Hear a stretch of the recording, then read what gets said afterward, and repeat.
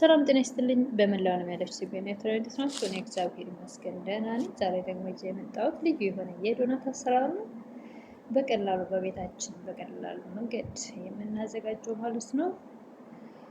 ወደ አሰራሩ ነው ተከታተሉኝ፣ አብረን እንስራ።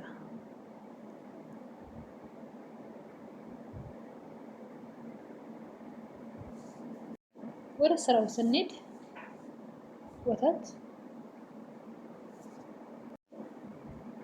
አንድ እንቁላል ወተቱ 200 ሚሊ ነው የሚይዘው መለኪያ ስላለው፣ አንድ ቫኒላ፣ አንድ እርሾ፣ ጨው 1/4፣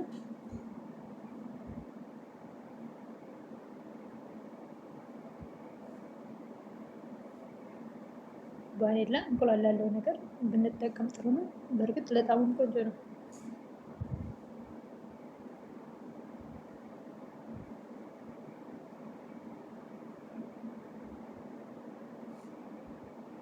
ዱቄት 3 ነው የተጠቀምኩት በዚህ ማለት ነው።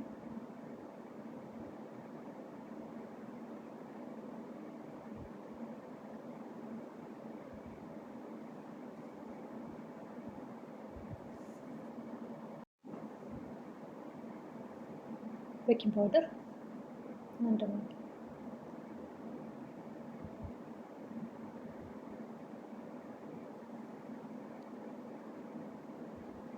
እዚህ ጋር በዚህ ላዋህደው እና በእጅ በደንብ አሸዋለሁ ጓንት ለብሼ።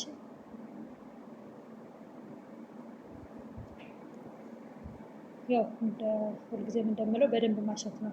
ሊጥ ስናሽ ምንም ይሁን ዳቦም ይሁን ምንም ይሁን ስናቦካ በደንብ ካሸነው ቆንጆ ይሆንልናል።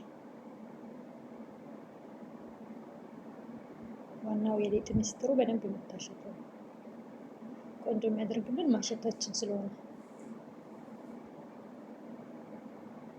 ማሽን ካላችሁ ማሽን ያለው በማሽን ማብካት ይችላል። ከሌለን ደግሞ በእጃችን በደንብ ማሸት እንችላለን።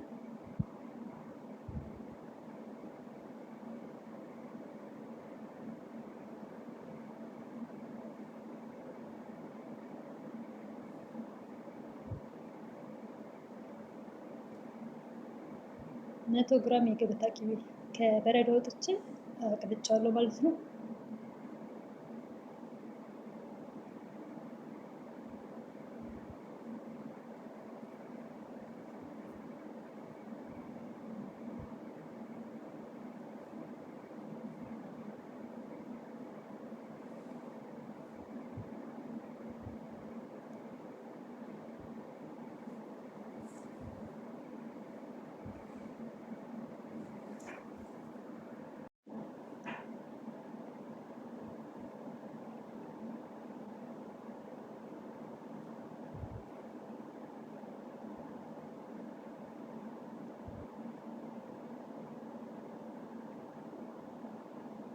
በደንብ እያሸ ነው ማለት ነው።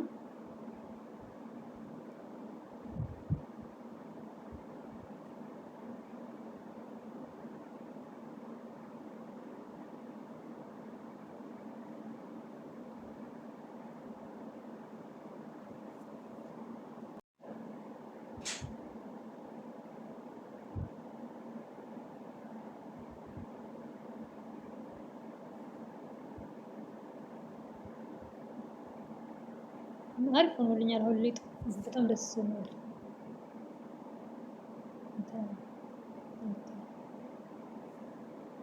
ልክ ስንነካው በእጃችን ያስታውቃል። በደንብ ስናሸው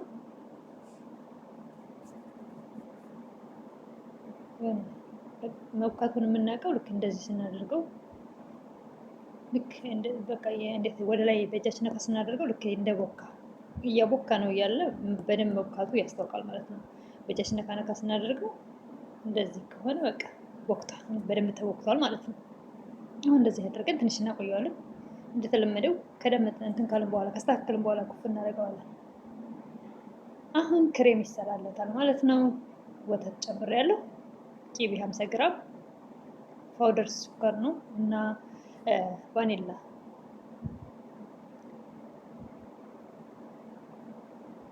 ሹገር ፓውደር እና ቫኒላ፣ የገብታ ቂቤ። የገብታ ቂቤው 50 ግራም ነው።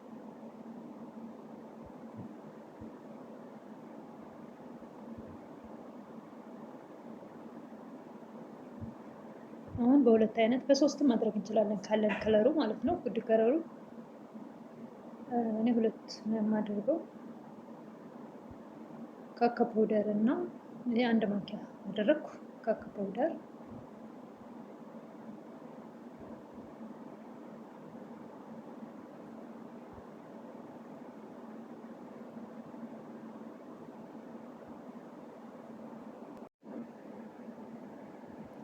በደንብ አድርገን ከዋሃድን በኋላ ፍሪጅ ውስጥ እናስቀምጣለን እስከምናስተካክል ድረስ።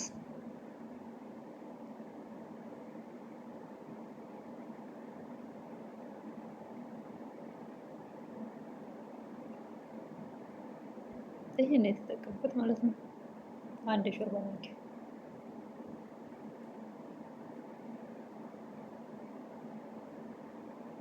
አሁን ደግሞ እዚህ ጋር ፉድ ከለር አደርጋለሁ። በጣም ትንሽ ነው የማደርገው። በዚች ጠብ ነው የማደርግበት። እንደዛ ካልሆነ በጣም ይበዛና ከለሩን ያበላሽብናል።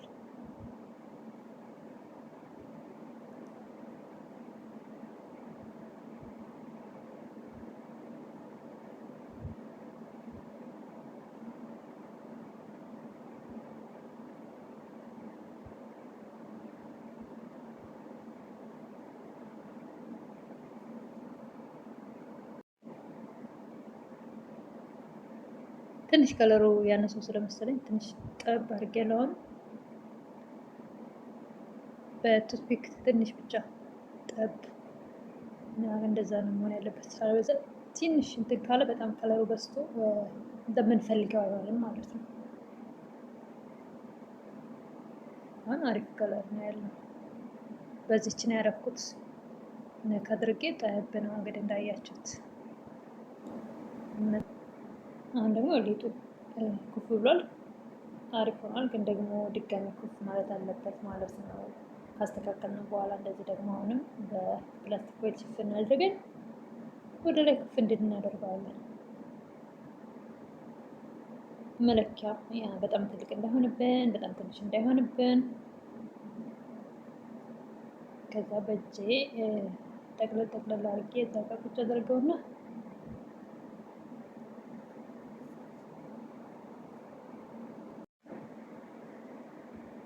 እየለካሁባት ያለሁት 80 ሚሊ ነው የምትይዘው። ትክክል እንደው ማለት ነው። አንዱ ትልቅ አንዱ ትንሽ እንዳይሆንብን መለኪያው ሲኖረን መለካት እንችላለን። ወደ በእጃችን መለካት ይቻላል።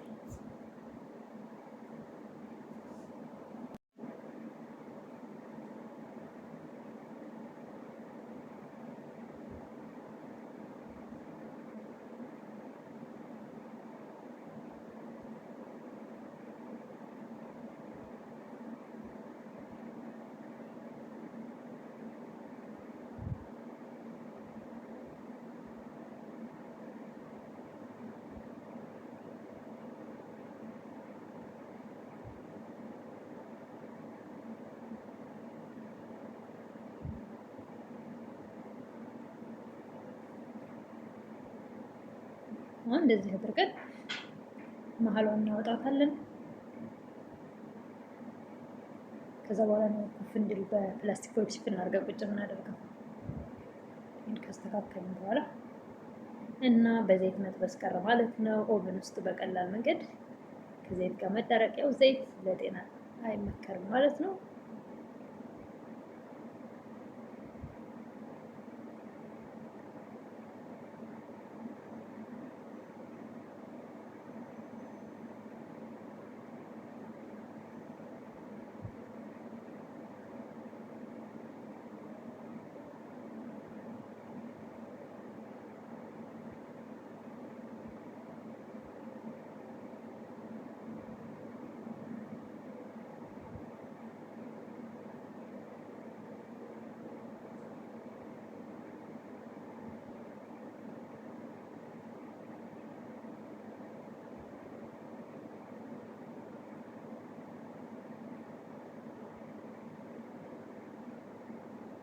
ይኸው አሁን ጨርሻለሁ።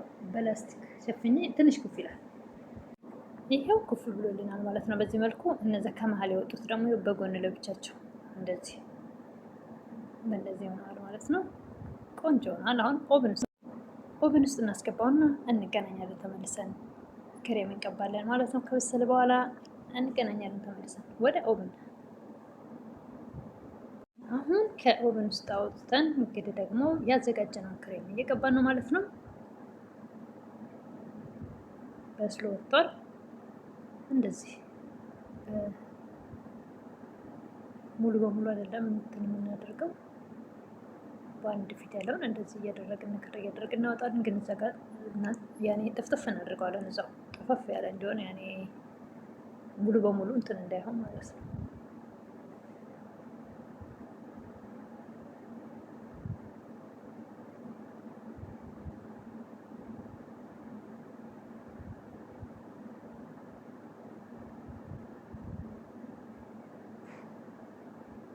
እንዳልኩት የፈለግነውን ከለር መጠቀም እንችላለን። ይሄው ይሄን ይመስላል። በጣም ቆንጆ ነው። ግን እዚህ ጋር በመስኮት ጨረር ስላለ ትንሽ የሆነ እንደምፈልገው አይነት መጠን እንትን አላለም። የሆነ የፀሐይ ጨረሩ ነው በደንብ እንትን የሚለው እና ብቻ በጣም ቆንጆ ሆኗል።